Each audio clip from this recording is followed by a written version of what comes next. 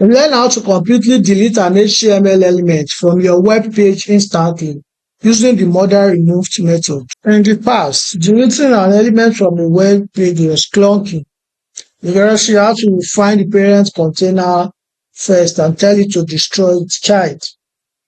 But in this example, we want to look at a modern way of removing elements, and that modern method is called the remove method that you can see here on this right part of my code. So the element can now self-destruct with the remove method.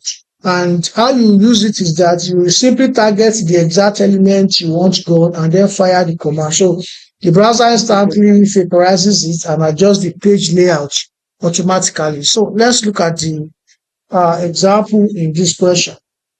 So I want to first add some p tags here. And I'll say this is a paragraph. For this first clip, let me give it an idea of P1. So I can make another one, give it an idea of P2 as well. This is another paragraph. So now that I've done this, I need something else. This is a button. I need another button element, button. And for this button element, I'm going to give it a simple text of remove element to demonstrate what you want to do in this example. So I'll give it an idea of BTL in order to make it look beautiful. And then I'll also add an on-click handler to this. Let me leave it empty for now since we have not yet made the functions for that on-click method. So I can then move inside my script tag here, and inside this script tag, I'm going to make a function, and let's call that function remove elements. Remove elements. Or anything. You can just name it anything on my function. And for this remove element, inside it, I want my on-click element, my on-click method that I have inside my HTML part here, inside this button. I want it to fire anytime I click on it. Currently, if I click on this button, it's not going to do anything. So, in order to be able to make use of this, I need to set it up in such a way that if you locate the elements directly and then delete it from the page. And how am I going to do that? Well, I'm just going to use document.getElement by ID to get the parent container that contains the element. And which of the elements do I want to remove? Well, since their ID starts as label for them, so I can pick any label. Let me pick P1.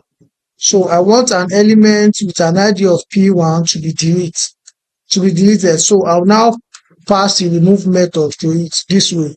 So it's actually small letter P. It will not work without capital letter P. And look at it. If I go ahead now and click on this button, what do you think is going to happen? Well, let's find out. When I clicked on it, nothing is actually happening, right? As you can see.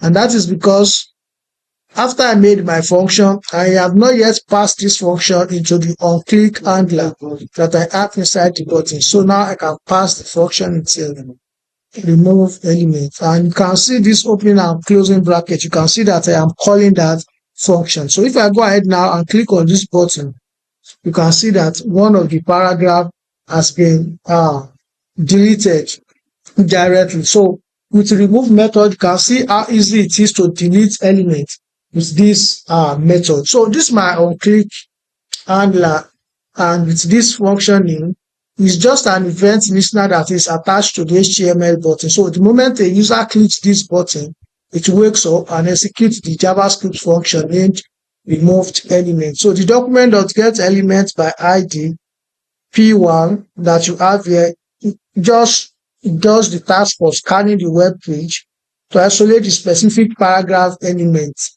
with its unique identification tag of P1. And then the remove method helps to execute the deletion. So it instructs the browser to detach the specific element from the live document structure, erasing it from both the screen and the layout. So key takeaways about this method is that the remove method allows any HTML element to be deleted directly without referencing its parent container. You can see how easy it was using this direct method to remove the elements. Number two, once an element is removed, it is completely erased from the visible web page layout. And number three, this method is perfect for dynamic user interfaces like closing alert boxes, clearing shopping carts, or hiding notification in your application.